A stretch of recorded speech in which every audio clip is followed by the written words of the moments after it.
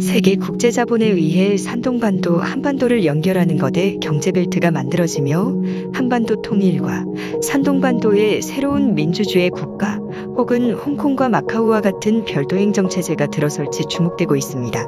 이에 따라 통일한 반도에 급부상할 도시들이 거론되는데요. 국토전략TV?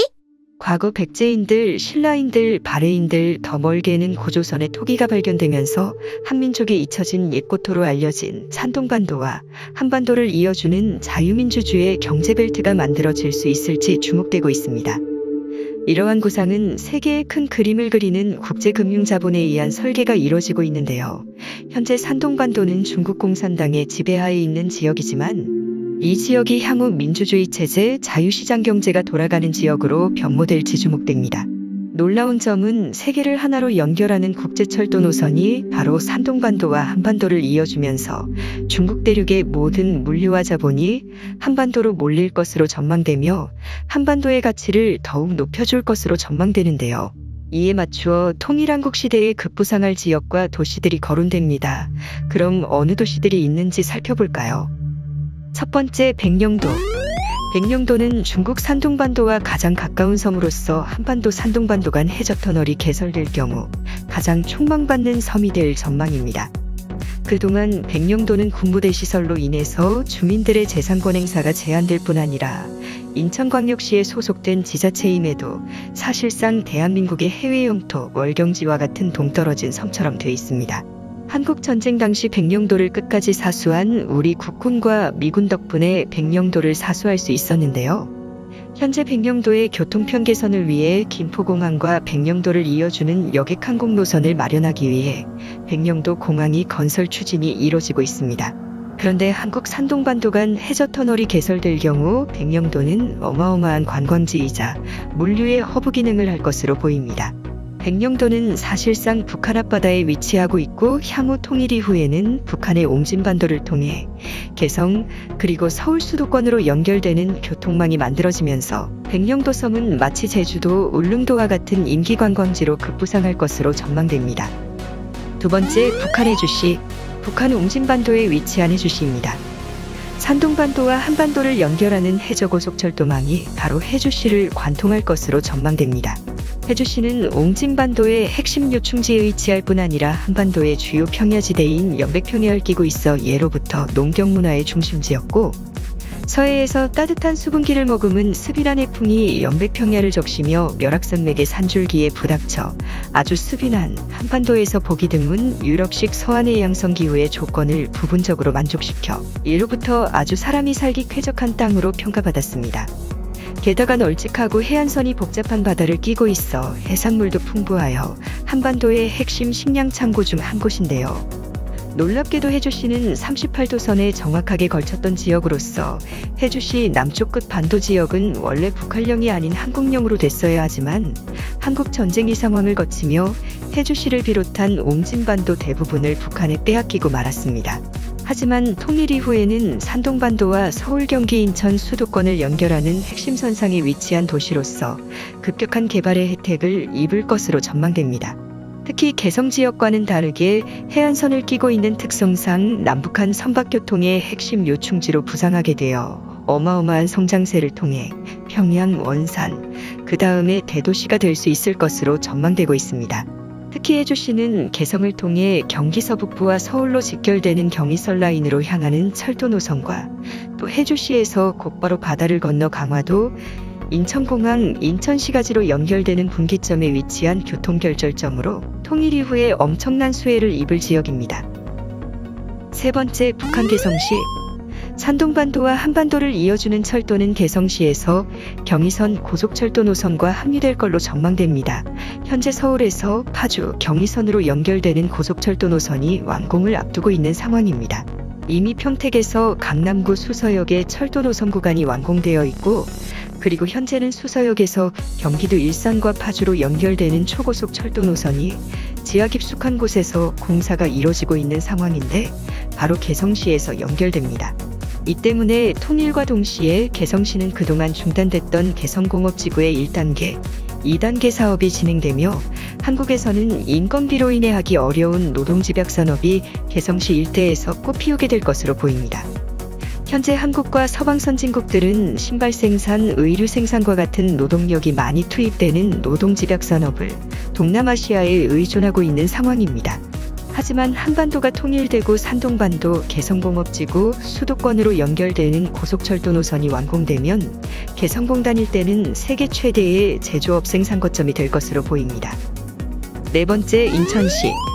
산동반도와 한반도를 연결하는 국제철도 노선이 완공되면 가장 큰 수혜를 입는 지역은 바로 인천광역시가 될 확률이 높습니다. 산동반도, 백령도, 해주시, 그리고 휴전선을 건너 강화도, 인천공항, 송도국제도시로 연결되는 철도 노선이 생길 것이 거의 확실시되고 있기 때문입니다. 이로 인해 인천공항은 지금보다 더 많은 물류여객 수요가 필요해지게 되는데 지금보다 두세 배 이상 더욱 큰 국제공항 시설을 확충해 나갈 것으로 보입니다. 인천공항은 공교롭게도 통일 이후 엄청난 제조업 제품을 운반할 물류 수요를 처리해내야 할 공항이 될 것으로 전망되면서 한국의 항공산업 발전에 엄청난 수혜가 몰릴 것으로 전망됩니다. 뿐만 아니라 유엔의 산하기구 등 국제기관들이 대거 유치되고 있는 송도국제도시는 통일 이후의 안보의 리스크가 완전 해소됨으로 인해서 유엔본부 아시아지부 유치 등 지금보다 더욱 국제업무 기능이 확대될 것으로 전망되며 중국 동부, 일본, 한반도 등 동북아시아를 아우르는 동북아시아의 중심지가 될 것으로 전망됩니다. 다섯 번째, 안산시화공단. 상동반도와 한반도를 이어주는 국제고속철도 노선은 국제업무단지가 형성될 송도국제지구를 지나 안산시화공단, 수도권 최대 제조업기지로 연결될 것으로 전망되고 있습니다. 수도권 시민들을 먹여 살리는 수출 제조기업들이 밀집된 지역으로서 중소규모 제조업체들이 밀집돼 한국이 세계적인 제조업 중심 기능을 갖게 한 지역 중 한 곳입니다. 그런데 이 지역은 노동력 부족으로 인해서 동남아시아 등에서 노동력을 수입해왔어야 했으나 남북한 통일 이후에는 해당 지역이 단순 노동집약 제조업 기지가 아니라 제4차 산업혁명과 접목된 자동화 첨단 제조업지구로 재도약할 것으로 전망됩니다. 과거 삭막하던 서울구로공단이 현재는 지식기반 제조업 기능과 접목된 IT 산업단지로 재탄생하였듯이 안산시화공단 일대도 기존의 단순 제조업이 아닌 IT와 접목된 프리미엄 제조업 기능이 갖춰진 산업단지가 만들어짐으로 인해서 제조업 한국의 위상을 다시 세워놓을 것으로 전망되며 현재 정체된 세계 제조업 공급망에 큰 활력을 실어줄 것으로 전망됩니다. 그동안 홍콩을 중심으로 한 선전 광저우, 마카오의 주간삼각주 산업벨트가 중국 제조업과 IT 산업의 중심지로서 세계 제조업 공급망을 담당해오던 지역이었으나 2015년부터 홍콩에서 불어닥친 민주화 운동인 우산혁명이 사실상 실패로 돌아가면서 세계의 제조업체들과 민주주의 국가들의 바이어들은 더 이상 홍콩을 중심으로 한 주간삼각주에서 생산되는 공급망을 기피하기 시작했습니다.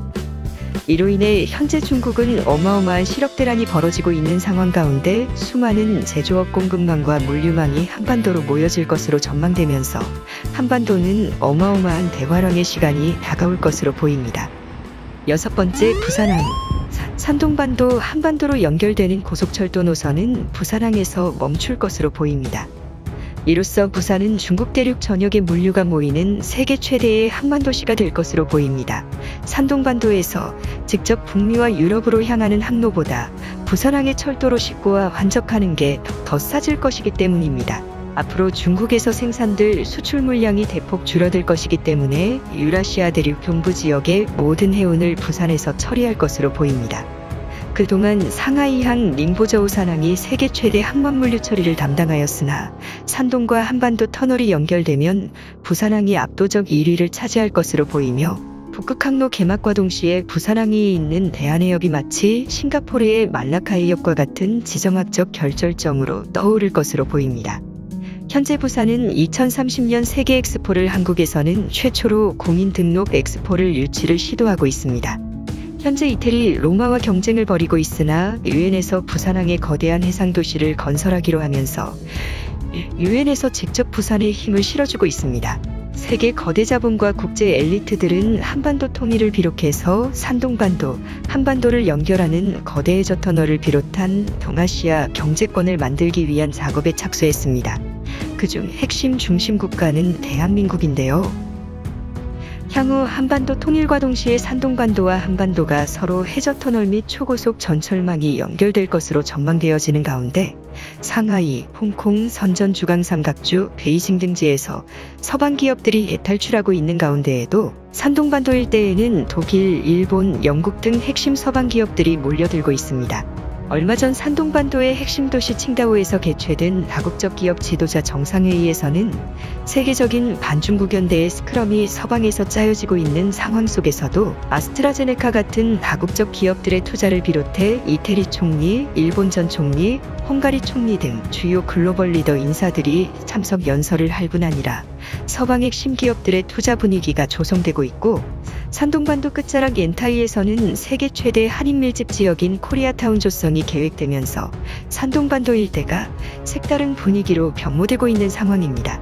한국과 산동반도의 무역액은 2021년도에만 52조 2천억 원에 달하는 상황으로 전체 대중무역액의 11%를 차지하고 있습니다. 놀랍게도 심각해지는 양국의 악화되는 여론 속에서 산동성 주민들은 한국에 대한 애착이 높아지고 있습니다. 바로 동이족이라는 공통점을 찾기 위해 학계의 움직임이 있고 또 한국에 건너온 수많은 화교들이 바로 이 산동성 출신이기 때문입니다. 글로벌 전문가들은 앞으로 중국 대륙의 물류산업과 제조업 산업은 저물 것으로 전망하고 있습니다. 그 대신 한반도 통일을 비롯해서 산동반도와 한반도를 이어주는 터널 개설로 인해서 중국 대륙 전역의 물류가 한반도에서 처리될 것이고, 제조업 기능 역시 통일한국이 담당하게 되어 한반도는 유례없는 대호황과 전성기가 앞으로 100년 넘게 이어질 것으로 전망하고 있습니다. 과연 이러한 국제 리더들의 계획 속에서 한국인들은 어떻게 통일을 대비해야 할까요? 국토전략TV 오늘은 이것으로 마치겠습니다. 시청해주셔서 고맙습니다.